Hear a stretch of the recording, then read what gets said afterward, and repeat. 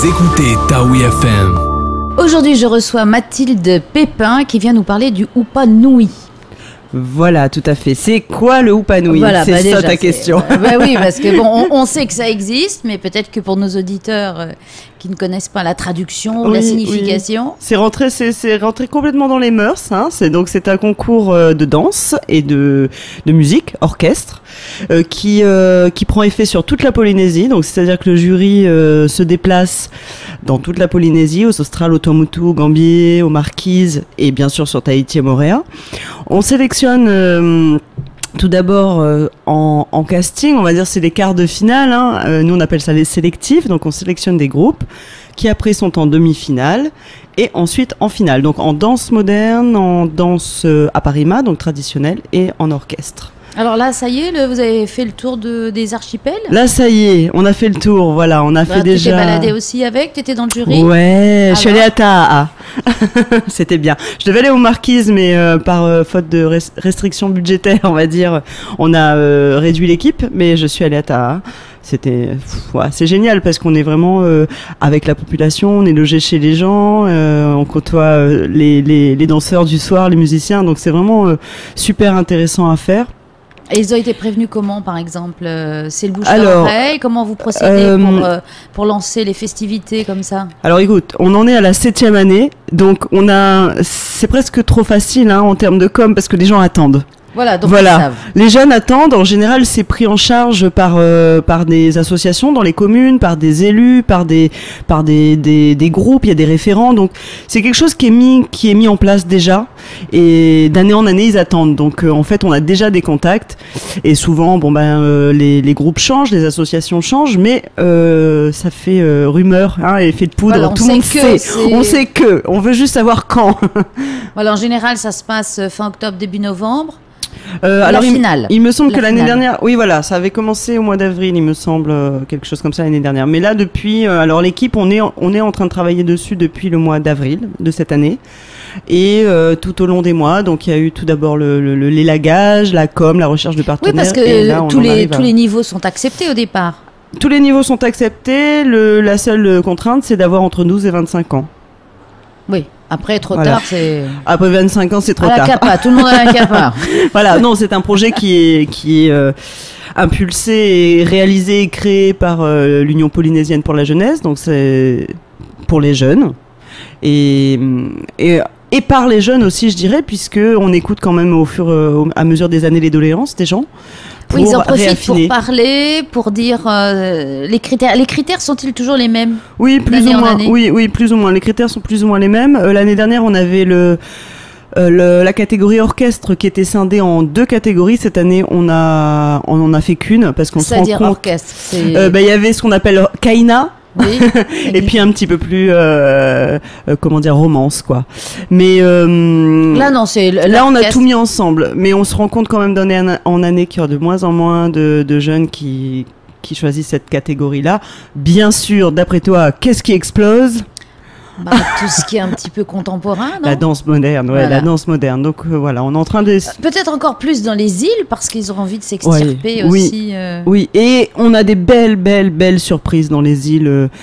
On a vraiment vu des choses assez hallucinantes, quoi, par rapport au niveau, et à la qualité, à la recherche, parce qu'on dans nos notes, on a des critères sur la recherche vestimentaire, sur l'originalité. Oui, ils ne doivent pas présenter un spectacle déjà présenté l'an passé. Non, surtout pas. S'ils sont plantés avec, ils recommencent. Voilà, c'est ça. Donc vous avez vu des anciens qui ont été recalés l'an passé, oui, qui ont réussi cette année? Il y en a un petit peu, pas partout, mais il y en a, il y en a qui reviennent, qui ont tiré l'expérience de leur échec, entre parenthèses, de l'an passé ou des années passées. Et c'est ça qui est bien, parce qu'on voit souvent des jeunes déçus de pas gagner. Oui, c'est normal. C'est normal. Alors on leur explique à chaque fois que ils ont quand même eu le courage d'être là et on les incite à revenir et il y en a qui reviennent, donc c'est du bonheur quoi. L'erreur ou l'échec apprend de toute façon. Tout à fait. Et puis c'est pas des échecs. Déjà le fait d'être inscrit, d'être passé devant un déjà, jury. Ils passent. Alors ils sont des groupes de combien? C'est limité? Oui, alors c'est 6 en danse et 3 en orchestre. Ah, c'est très calé quand même. C'est très calé, oui, c'est un concours, attention. Voilà, non, je voulais savoir si c'était entre 6 et 8 non, 6. Ni plus ni moins.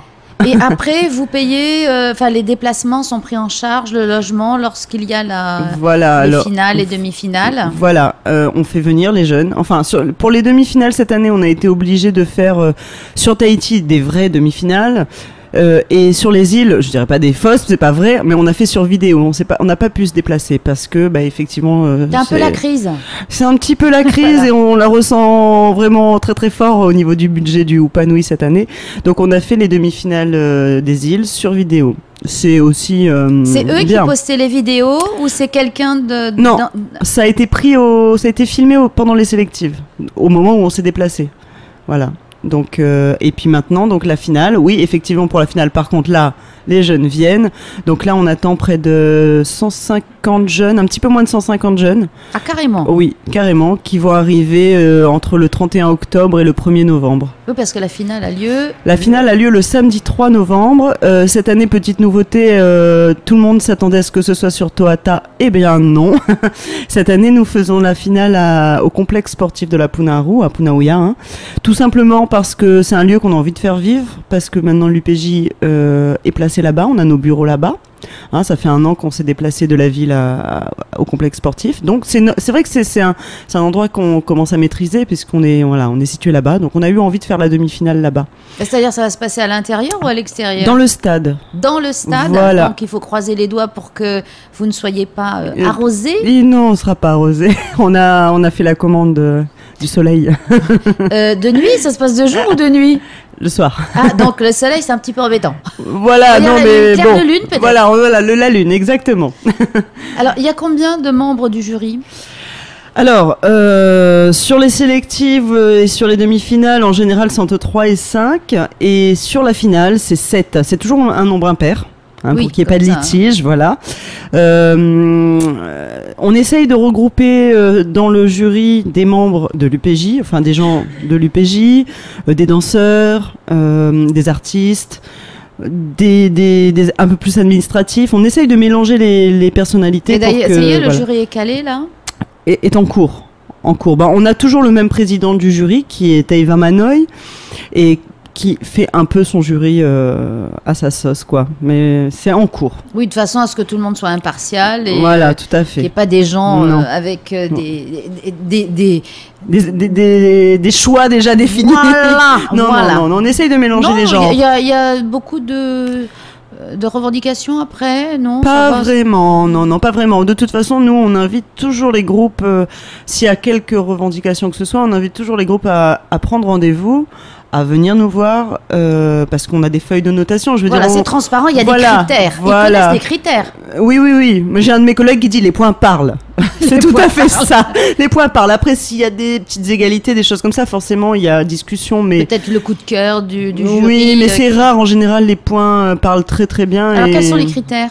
Alors on a des critères en musique, on a des critères sur la justesse de la voix, sur l'harmonie, sur le travail de groupe, sur l'apostrophe au public. Est-ce qu'on fait participer le public, sur la tenue vestimentaire, sur le choix des instruments, donc voilà tout ce qui tourne autour de la musique. Et en danse, un peu pareil, sauf que c'est plus sur la chorégraphie, les déplacements, l'originalité des gestes, la tenue vestimentaire toujours, ça revient, l'originalité du show, quoi. Alors, que ce soit en danse ou en orchestre, ce sont des morceaux qu'ils composent ou ils peuvent se servir de morceaux déjà connus ? Alors en orchestre, c'est de la composition, obligatoirement.